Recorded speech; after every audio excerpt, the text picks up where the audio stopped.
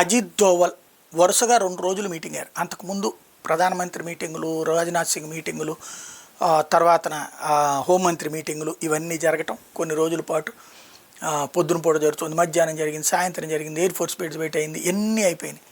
మొదటి మీటింగులకు అటెండ్ అయిన అజిత్ దోవల్ ఆ తర్వాత ఎవరికి కనిపించలేదు, కూల్గా ఉన్నారు. ఏం జరుగుతుందో ఎవరికి అర్థం కాలేదు. ఆ తర్వాత నిన్న పొద్దున కనిపించారు, మొన్న పొద్దున కనిపించారు.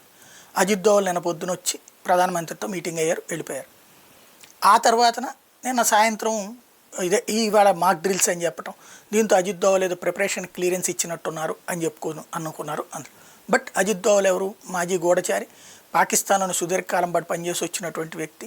కాబట్టి ఎక్కడెక్కడ పేల్చాలో అంటే ఈ గత కొన్ని రోజుల నుంచి మనం అటాక్స్ చేస్తామని చెప్పి ఉగ్ర శిబిరాలు ఖాళీ చేయించి వేరే చోట్లకి ట్రాన్స్ఫర్ చేస్తున్నారని, వేరే చోట్లకి దాస్తున్నారు. ఇంటింట్లో దాచలేరు కదా, వేరే చోట్ల దాస్తున్నారు.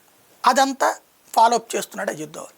ఎక్కడెక్కడ ఎక్కువ మంది ఉన్నారు, ఎవరెవరు ఉన్నారు అన్నటువంటిది డీటెయిల్స్ తీసుకున్నాడు. ఆ విషయం నరేంద్ర మోడీకి చెప్పడం, ఆయన క్లియరెన్స్ ఇచ్చిన చోట 9 చోట్ల, వాస్తవంగా 145 చోట్ల అనుకున్నారు. 145 ఉగ్ర శిబిరాల్లో ఉన్నటువంటి వాళ్ళల్లో ఇప్పుడు 9 శిబిరాల దగ్గరికి మోహరించారు అన్నటువంటి విషయంతో అక్కడికే తీసుకెళ్ళి వేయటం. అయితే ఉగ్రవాదం అంతమైపోతుందా?